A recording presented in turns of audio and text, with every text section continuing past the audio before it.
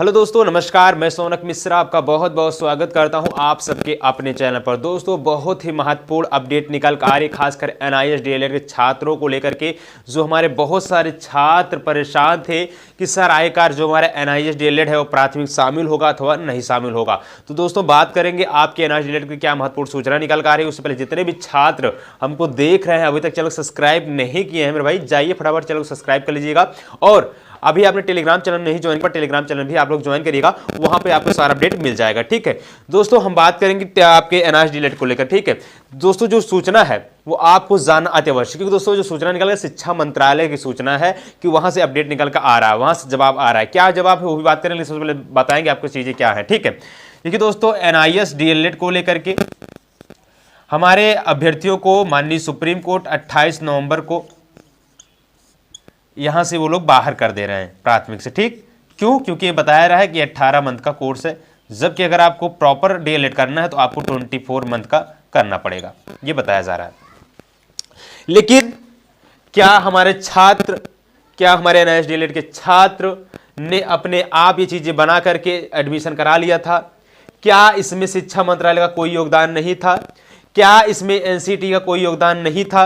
अब आप सब सोच रहे हैं सर ऐसा क्यों कह रहे हैं, इसमें क्या लॉजिक है? लॉजिक है क्योंकि माननीय सुप्रीम कोर्ट ने भी जब ये निर्णय सुनाया तो एक बार भी न तो उन्होंने शिक्षा मंत्रालय को दोषी ठहराया, एनसीटी को दोषी ठहराने का मतलब है उन्होंने ये भी नहीं कहा कि एनसीटी पर ये कार्रवाई की जाएगी।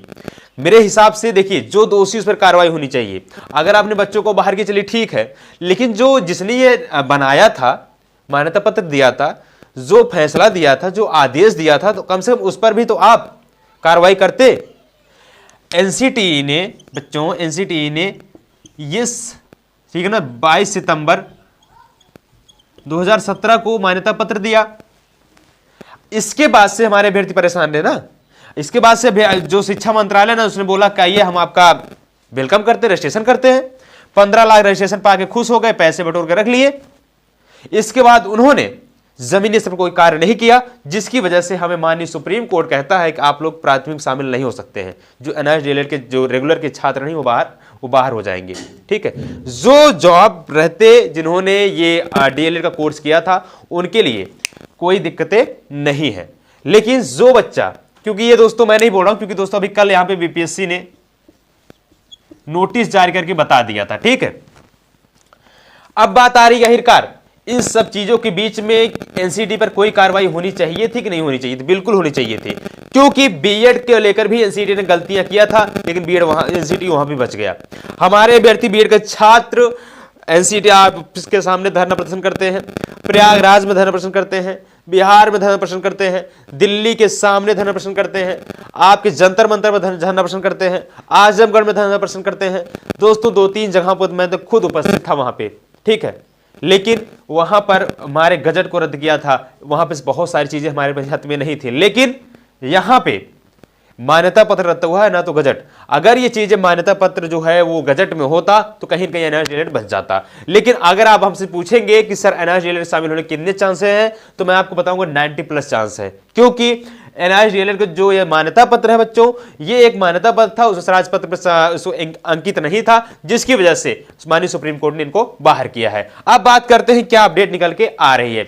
देखिए दोस्तों, लगातार चाहे आपकी कोई भी राज्य मंत्री हो चाहे आपके केंद्र मंत्री हो, वहां पर उनके माध्यम से कुछ न कुछ लेटर लिखा जाता है, कुछ न कुछ बातों को लिखा जाता है। उसके बाद मैं आपको दिखाऊंगा। कुछ इसके पहले आप सबके जो पूर्व शिक्षा मंत्री थे उन्होंने लेटर के माध्यम से लिखा था, और लेटर में उन्होंने लिखा था और अभ्यर्थियों के न्याय की बात कही थी। ठीक है ना, देखिए रमेश पोखरियाल जो निशंक है, जो पूर्व शिक्षा मंत्री भी थे, उनके माध्यम से केंद्र सरकार को दोस्तों यहाँ पे देख सकते हैं लिखा भी गया था, पत्र लिखा गया था। ठीक, उसका जवाब दोस्तों आप यहाँ पे, और जो आपसे नंदन सिंह बोहरा जो है मुख्य याची हैं उत्तराखंड के, उनके माध्यम से दोस्तों मेल किया गया था यहाँ पे खास करके शिक्षा मंत्रालय को।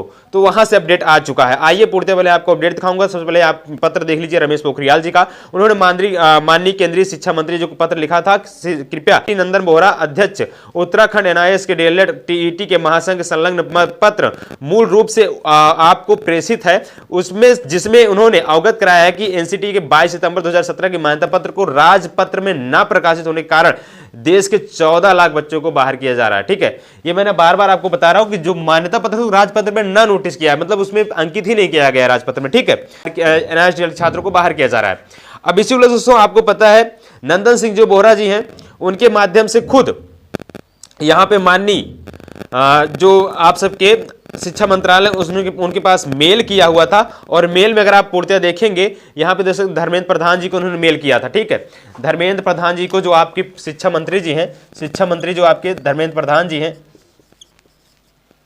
ठीक है, धर्मेंद्र प्रधान जी, ठीक है, इनको उन्होंने एक मेल किया था।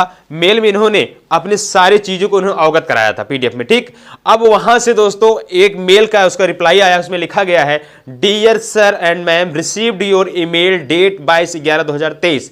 आपका जो मेल है वो हमको रिसीव्ड हो गया है। अब हमारे बहुत सारे साथी कहेंगे कि सर ये बताइए, ये तो जो मेल है ये रिसीव किया गया था 12 तारीख को, 22 तारीख को, ठीक, जबकि हमारा निर्णय आया था कितने को, 28 तारीख को। 6 दिन पहले ही इन्होंने मेल कर दिया था, यानी कुछ दिन पहले किया रहा होगा। तो बच्चों सब मिला के बात यह है कि माननीय सुप्रीम कोर्ट की अंतिम सुनवाई कब हुई थी, 7 नवंबर को। ठीक है, 7 नवंबर को वहां पे जो हम लोग को बताया गया, जो हम लोग को चीजें पता चली, तो वहां पे बताया जा रहा था NIST जीत रहा है। ठीक है, NIST जीत रहा है, लेकिन चीजें कुछ और थी। जब वहां पे मुख्य याची आपके नंदन सिंह बोहरा जी होते हैं, नंदन बोहरा होते हैं, बोहरा, इनके माध्यम से उनको लगा कि हम इस केस को हार रहे हैं, तो इन्होंने शिक्षा मंत्रालय को एक मेल बकायदे लिख दिया था। उस मेल में इन्होंने जो भी लिखा वो मेल का लेटर नहीं मिला है, क्योंकि मेल सिर्फ दिखाई देता है। ठीक है, मेल में इन्होंने जो प्रेषित किया होगा वो अलग बात है, लेकिन उसने ये चीजें पता हो गई हैं कि शिक्षा मंत्रालय को आपकी ये नोटिस मिल चुकी है कि ऐसी ऐसी बातें हैं। अब कुछ चीजें होंगी तो शिक्षा मंत्रालय भी जिम्मेदार होगा, क्योंकि जब हम किसी चीज को बिना बताए कोई कार्य होता है तो दिक्कतें बढ़ती हैं, क्योंकि शिक्षा मंत्रालय ने भी इसमें बहुत बड़ा योगदान निभाया था। शिक्षा मंत्रालय के आदेश के अनुसार ही ये सारी चीजें हुई थी। NCT ने मान्यता पत्र दिया था, बल्कि बाकी जो आपके जो डिग्री कराई थी NIOS ने कराया था, बाकी आपके आदेश शिक्षा मंत्रालय की तरफ से आपके जो मान्यता पत्र दोस्तों NCT ने दिया था। बहरहाल दोस्तों अब NCT बिल्कुल घिरते नजर आ रहा है, क्योंकि अगर हम यहाँ पे धर्मेंद्र प्रधान जी थोड़ा एक्टिव हो जाएंगे, जो हमारे अभ्यर्थियों ने, जो हमारे मुख्य याची की तरफ से, बोहरा जी की तरफ से एक मेल भेजा गया था, उसका जवाब शिक्षा मंत्रालय की तरफ से आ गया है।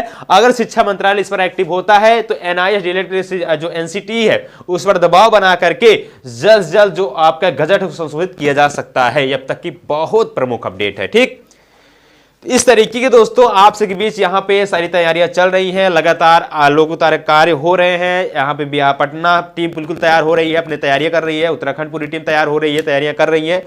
तो ऐसे में बिल्कुल परेशान नहीं होना है। पटना की तरफ से पप्पू यादव जी हैं और यहाँ पे उत्तराखंड की तरफ से आपके नंदन बोहरा जी हैं। अब यहाँ पे बहुत ज्यादा अभ्यर्थियों के माध्यम से ये कहा जाता है कि सर नंदन बोहरा जी बहुत ज्यादा ओवर स्मार्ट होने के चक्कर में उन्होंने केस करवा दिया, जबकि पप्पू यादव ने हमारे लोग का साथ दिया था। देखिए बच्चों, कोई भी ये नहीं चाहता हम केस हार जाएं, ठीक है ना। अगर नंदन सिंह बोहरा जी भी थे या फिर पप्पू यादव जी ही हैं, तो उनके माध्यम से ये नहीं चाहा जाएगा हम केस को हार जाएं। पर्सनली मैं बता रहा हूं कि अगर कोई भी लोग केस लड़ रहे हैं तो ये नहीं चाहेंगे हम केस को हार जाएं। तो ऐसे में वो दोनों लोग एक ही चीज के लिए लड़ाई लड़ रहे थे, तो ऐसे में कोई नहीं चाहेगा। हाँ, ये हो सकता है कि हम बड़े कि तुम बड़े, इस चीज में हो सकता है थोड़ी बहुत दिक्कतें हुई हैं। बहरहाल दोस्तों ये अपडेट है आप तक की, इसलिए जरूर चैनल सब्सक्राइब करें, टेलीग्राम ज्वाइन कर लीजिएगा। अब महत्वपूर्ण अपडेट आप बीच आ चुकी है। आप दोस्तों शिक्षा मंत्रालय से मेल आ चुका है आपका, हमारा जो आपने जो मेल हमको किया था वो रिसीव कर लिया हमने। इसके बारे में बहुत सारी चीजें देख रहे हैं। जैसे इसके बारे में जो कोई अपडेट आएगा चैनल के माध्यम से आपको अवगत कराया जाएगा, तो इसलिए जरूर चैनल सब्सक्राइब करिए। आप सब लोग टेलीग्राम चैनल जरूर फॉलो कर लीजिए। धन्यवाद। जय हिंद, वंदे मातरम।